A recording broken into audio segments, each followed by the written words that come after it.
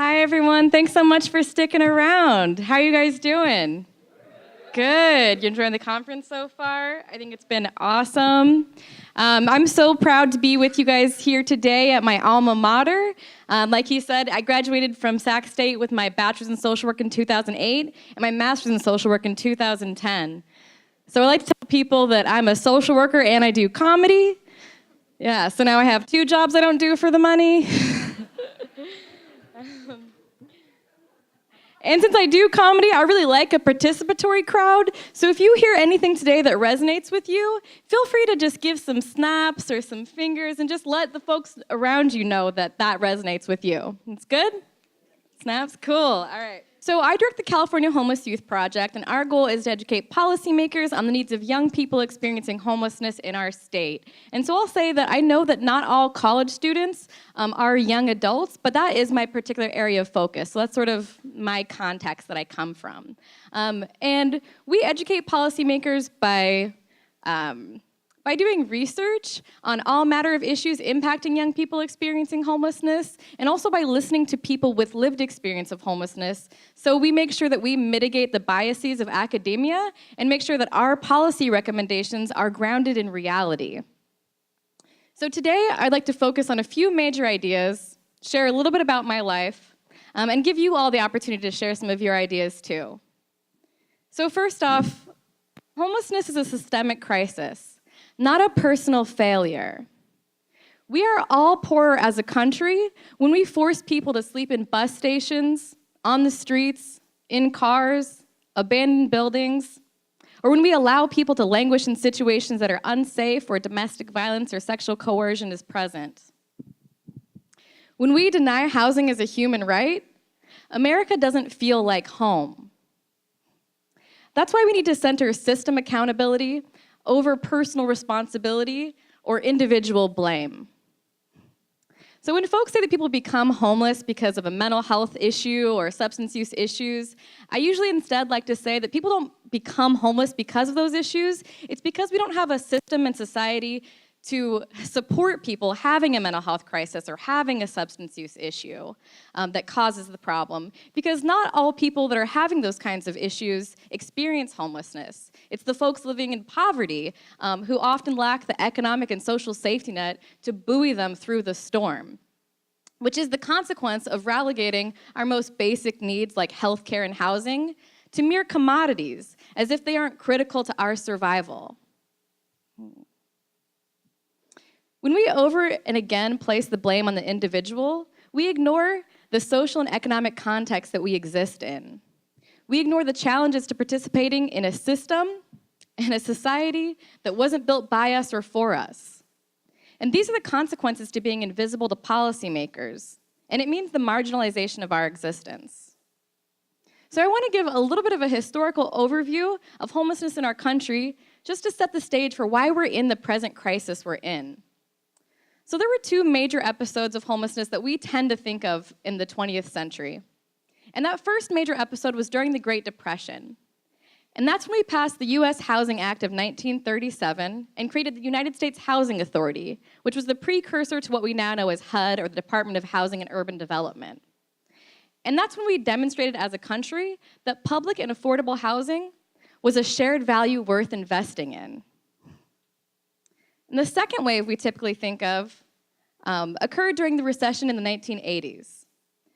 So from 1978 to 1983, HUD's budget authority was cut 77%, decimating the infrastructure of public housing as we knew it, leading to an unprecedented increase in homelessness. And due to the intensity of that episode, we developed a fragmented crisis response system rather than focusing on longer-term solutions, never again investing in affordable housing in the way we once had. Communities are still working to undo the damage of that early Band-Aid strategy by shifting to a more coordinated system that interacts efficiently with mainstream safety net resources, promotes best practices like harm reduction and housing first, and implements longer-term strategies like permanent supportive housing. However, we know that there is not enough federal, state, or local funding to meet the existing housing needs of people in virtually any community across our country at this time. And those strides are being made here in California. Historically, the state has done little to effectively fund and coordinate a response to homelessness. This leaves local communities in a precarious state, once again responding with a crisis mentality, often leading to reactive approaches to homelessness rather than responding proactively to the gaps in our housing safety net. So why are we in this situation now? Why are we seeing more homelessness generally in many of our communities? So California ranks 50th in the country in housing affordability. And some would argue the state has not responded adequately to support folks who cannot afford the rapid increase in market rate rent as our state rebounds from the last recession. As the economy rebounds in California, many folks have actually been left behind or pushed further to the margins. Communities across our state are rapidly gentrifying, leading to the displacement of folks in poverty, while local leaders are enacting laws that restrict the rights and movement of people living outside, and opting for policies that tend to favor business, law enforcement, and developer interests over the housing needs of low-income and working-class folks. I like it. You guys are a great crowd so far. Furthermore, burdensome limits are placed on college students in accessing subsidized housing and food assistance through the SNAP program or CalFresh here in California, under the mistaken idea that college is a time of chosen poverty and that experiencing these hardships is a rite of passage, like we heard from the student panel beforehand. Those myths are harmful. So how does this manifest in California? When we look at public school students in kindergarten through 12th grade, 5% of California's student body experienced homelessness at some point in the 2013-14 school year, or about 300,000 students, which is most certainly an undercount. Now that's more than the entire student population of Vermont, Alaska, and Washington, D.C. combined. That's how many homeless students we have in California. So we have the highest number of homeless students in the country, and a rate double that of the national average. Nationally, about 2% of students experience homelessness at some point in the school year. And where we are today, here in Sacramento, our rate is slightly higher than the state average even. 5.5% of our students experienced homelessness that same year, or a little over 13,000 students.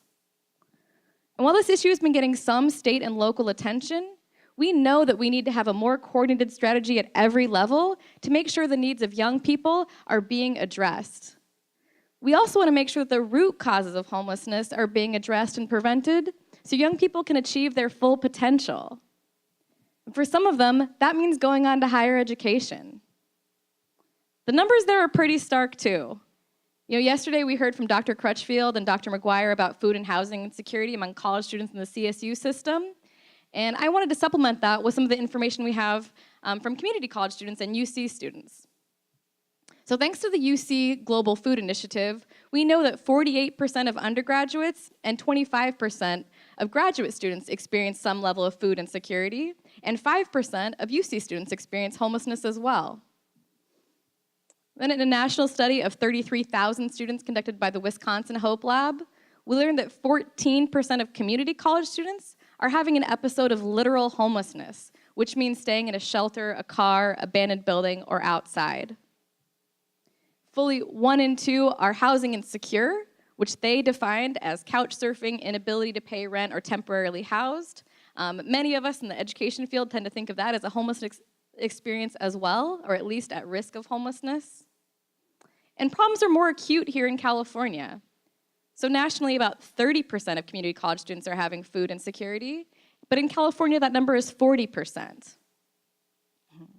They also found that former foster youth and parenting students were among the most likely to be literally homeless. And interestingly enough, students experiencing homelessness were just as likely to be working, but less likely to be making $15 an hour. And this just sort of challenges the myths that we have about poverty and highlights the structural flaw of minimum wage. Yeah. And here in California, over 90% of community college faculty and staff in an internal survey said they saw homelessness as a problem on their campus, yet only 15% said they felt capable to respond. I think that just speaks to the sort of knowledge gap in knowing there's a problem out there, but not knowing really how to address it. So the second major point I want to make is that change is possible. Our budgets are about our values and priorities. We make the conscious choice to keep millions of people in America on the streets and in other precarious housing situations by our lack of meaningful investment in public and affordable housing. So just this past December, 2017, the UN Special Reporter on Extreme Poverty and Human Rights, Philip Alston, visited the US, including both San Francisco and Los Angeles, to determine whether the persistence of extreme poverty in America undermines the enjoyment of human rights. Yeah, I know, short answer, yes, as I hear some of you say. In his statement to the United Nations, he had this to say: "There is no magic recipe for eliminating extreme poverty, and each level of government must make its own good faith decisions. But at the end of the day, particularly in a rich country like the USA, the persistence of extreme poverty is a political choice made by those in power. With political will, it could readily be eliminated." I see some spirit fingers. "We must not buy the lie of scarcity. We live in the richest state in the richest country in the world, and yet we have the largest share of people experiencing homelessness in our country. But we have the power to make different decisions in funding, in policy, in research, and in our personal lives." And I want to give you an example. So the seed was planted one night when my good friend Nikki came over. She happened to be a street outreach worker at a local program here in Sacramento serving young people experiencing homelessness.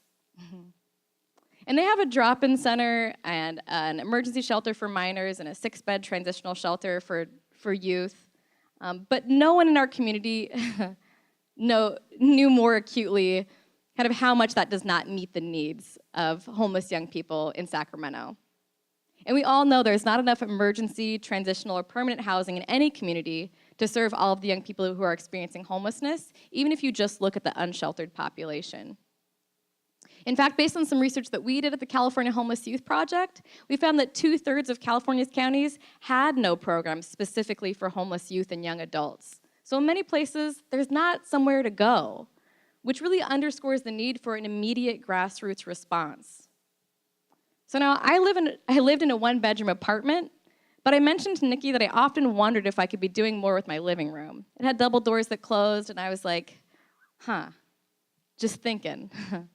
And a week or two later, I showed up to the drop-in center, as I often do, to meet up with young people there. And this time it was to talk about the criminalization of homelessness and to videotape youth responses to the Department of Justice saying that it is cruel and unusual to punish people for sleeping outside when they have no other options. This was an issue we had been working on, and I wanted to see how they felt. And it was there that I met Timon, who was energetic and full of thoughts on the matter. And if you don't mind, I want to show a short video of that day that I met Timon. So how do you feel about the Department of Justice saying that it's cruel and unusual to punish people for sleeping outside when they have no other options? I actually think it's really amazing that they're actually finally, even though it took this long, realizing the hardships that other people are going through. Like, not everybody is as well off as people think, and not everybody is choosing to sleep on the street. Some people just really have no other option. And for the people who actually, run what's going on to start taking into consideration of how we feel and how it truly is, it's pretty amazing in my view. Like, I think this is what people have been waiting for, like, the whole time. Like, oh, you can't sleep here, getting harassed by security guards and cops and all this stuff, when all people are trying to do is get some rest. It's not like they're kicking it there 24/7, Most people, it's not like they're there doing things they're not supposed to. Some people are just tired and they need to go to sleep, get their body more energy, to do what they have to do to survive. And I think if they would just show a little more effort in, like the hierarchy, the power side, then things could actually change for the better and get better. Like, why not build a little camping area for homeless where you can have your overseers, like your little rangers or whatever, and just have people clean up after themselves and contribute as much as they can. If you have a whole community who are doing the same thing and, want to live the same way, then that's how you truly prosper. So that's Timon. Yeah, he's awesome. And And we talked for a little while, first about criminalization in our community, and then about his hopes to get off the streets and start college. And he mentioned to me that he wanted to trade the clothes in his backpack for school books. And I said, well, if you ever need any help with that, let me know. And he said, okay, and if you ever need any help with anything, let me know. And we just had an instant connection. And I came back several times over the next couple of weeks to keep filming. And he didn't know it, but during that time, I began laying the groundwork of becoming a host home by talking to my partner about the concept and about Timon specifically. And he was supportive but skeptical. And I knew it would take a little bit of time, so we kept the conversations going. He didn't know this kid, and he didn't know the life of being a homeless teenager and college student like I did. He didn't know what it was like to rely on the community outside of one's family to get your basic needs for food and shelter met by people that you aren't related to. You see, I also struggled with homelessness in middle school, high school, and community college. I bounced on couches while staying off and on with my family in long-term motel rooms in the worst parts of town. My family also struggled with poverty, substance use, and a system that felt indifferent or even hostile to our plight.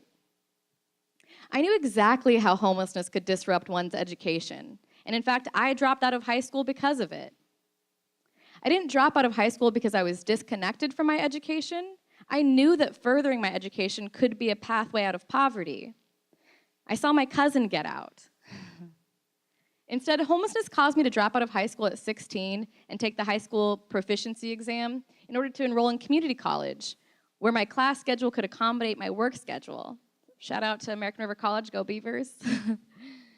And as a result, I never skipped a semester between preschool and grad school.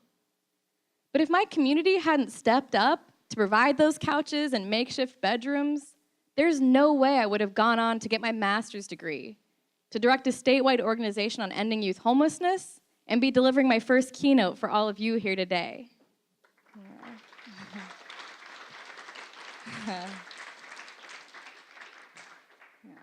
Thank you. So back to that systemic lens for a minute. We hired 40 currently and formerly homeless young people to interview over 200 of their peers across California. And we found that over 90% had career goals, many of which required extensive education to achieve, like becoming a doctor, a teacher, or a social worker. When we asked college students experiencing homelessness what they needed to be successful, overwhelmingly they told us connection to positive, supportive adults. That's a lot of you here in this room, so thank you. They mentioned stability, that it's difficult to meet your educational needs when you can't meet your basic needs. And that's why housing is an education intervention. They mentioned they needed help navigating financial aid. I don't know if that relates to anybody in this room. And they wanted knowledge of existing campus support programs and resources. So in some of the research we did, we found that mental health services, childcare, and free or reduced bus passes were some of the most common supportive services that were being offered on campuses for this community, but we didn't have a good sense of the supply versus the demand. And what I'm hearing in California a lot of times is that supportive services aren't promoted because schools are afraid they don't have enough resources to meet the need. And while that might be true, what I would instead advocate for is to promote these services so it's not just the lucky few that get access, and then document how many people you have to turn away for lack of funding or staff capacity, and use that data in your advocacy. So young people know that education is a pathway out of poverty, but significant barriers remain. Our 2016 report on campus supports for homeless college students revealed that 98% of college campuses had a single point of contact for foster youth, but at the time, only 12% had someone knowledgeable about the rights, financial aid, and supportive services for homeless students. Many of these students are working and receiving aid, but there's a gap between what they make or receive and then their costs, which forces them, as we heard earlier, to turn to things like payday loans, credit cards, having to make decisions between food and books, or simply dropping their classes. And fee and tuition waivers aren't enough, Associated costs like housing, transportation, food, books, and technology are all a big part of the cost of attending college. So in conducting research with people with lived experiences of homelessness, it's important to give some context to personal narratives. Another reason I'm so happy to come after that amazing student panel. So new research from Chapin Hall found that 1 in 10 young adults ages 18 to 25 experience homelessness within a year. And in case we're unclear about the connection between homelessness and education, young adults with less than a high school diploma or GED were 346% more likely to experience homelessness. LGBT youth were 120% more likely to experience homelessness, and Black youth were at an 83% increased risk. Now, none of these statistics speak to deficits within our communities. What they do speak to is racism, classism, sexism, homophobia, and transphobia in our society. Yeah. And we have to do the work to disrupt these injustices by providing social and historical context to the individual narratives from impacted communities. Research on trajectories into homelessness often look only at the individual, absolving the system of responsibility. So when we ask a young person why they became homeless, no one ever says it's because of decades of federal disinvestment in affordable housing. The responsibility should lie not only with the individual or family, but with society and systems intended to protect them. Looking only at the individual perpetuates the stereotype that homelessness is a result of personal failure. We need to turn the lens back on ourselves when we see people struggling and ask how we are either contributing to systems of oppression or dismantling them. Because if our problem statements are wrong, our solutions will be too. As I mentioned earlier, change is possible. In 2013, I authored the first state action plan on ending youth homelessness in the country. And that year, we saw more legislative successes in California than ever before in our state's history. And that momentum continues in the form of strengthened rights, additional funding for housing and supportive services, and greater coalition building and leadership than we've seen before. Now, these legislative successes range from removing the fee for high school equivalency exams for homeless students, a cost that tripled from $50 to $150 from the time when I took it, it was $50, and then by the time we worked on that legislation, it had tripled or even quadrupled. And it was so incredible to see state law that was informed by my life experience as a homeless high school student. To requiring colleges to have a single point of contact for homeless students and make a plan for housing these students during academic breaks, creating a preference for on-campus housing and enrollment for students struggling with housing instability, to clarifying there's no minimum age to access CalFresh and no need for parental consent or a permanent address. And finally, creating a hiring preference for homeless and formerly incarcerated students up to age 26 for state internship and student positions with pay and benefits. So offering a meaningful entryway into actual career opportunities. Yeah. And while I'm so proud of these successes and all of the people that work together to make them a reality, that last one, I think really means a little something extra. And I want to tell you about this young man named Emmanuel, who applied for a state job because he was living on the street.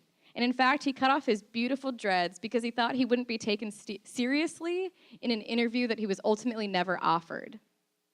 So I brought Emmanuel to meet with the legislative office and pitched that exact bill idea. And when it got drafted into legislation, he and a group of other young folks in similar situations wrote letters about what that law would mean to them if it passed, helping it to get it out of its first policy committee. And when that bill passed, we celebrated. While none of these laws have ended college homelessness, they work together to respond in a holistic way to begin to address the inequities that exist in society for marginalized folks living in poverty.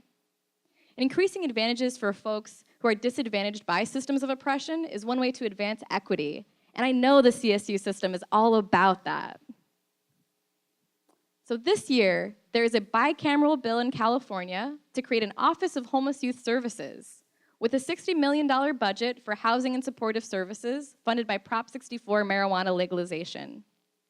SB 918 is being authored by Senator Weiner and Assemblymember Bonta if you'd like to get involved. And they could benefit from hearing from the education community.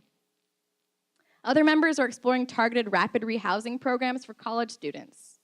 And I encourage you to stay in touch and make your voice heard, whatever that perspective may be, because you are experts. Timon moved in with me and stayed for 4 months.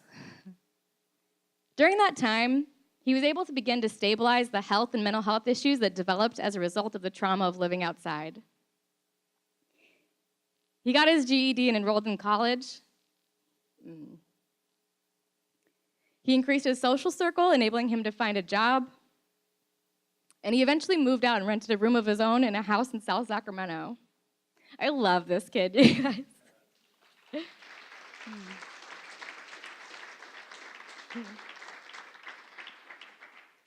Yeah, and we've stayed in touch since, and he always knows where he can come for a hug or a meal or just to hear I love you.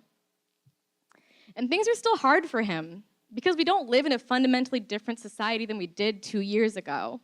And problems aren't solved overnight. This isn't a homeless to Harvard story where we get to all put a bow on it and feel like the work has been done. She knows what I'm talking about. It's complicated work, but we're in this together, and we can all benefit from hearing and sharing that message. So my call to action is this. We need to hold ourselves, our systems, our institutions accountable. It's time to stop blaming and shaming people living in poverty and to start working together to build a healthy interdependence and value mutual aid. We need people to engage emotionally and intellectually with the injustice of homelessness so we feel called to action. These are my recommendations. Ask students what they need.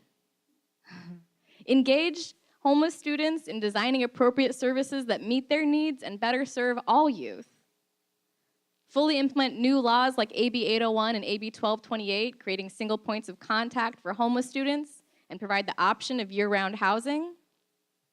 What are we doing for international students or students participating in sports? And how can we extend that to homeless and foster students? Expand eligibility of foster youth programs to also include homeless students who often have similar backgrounds and face similar challenges, but have very disparate access to resources. Take an intersectional approach to work and life by building alliances across race, nationality, class, gender, and religion. And connect to organizing for housing to education, healthcare, livable wages, immigrant rights, and other forms of economic justice. There is so much room for us to make progress on this issue of student homelessness in California and beyond, because we haven't invested historically. And it's a huge problem in our state, which means we have so much room to do better. So in closing, I'd like to ask all of you to dream big and share an idea about ending college homelessness on your campus.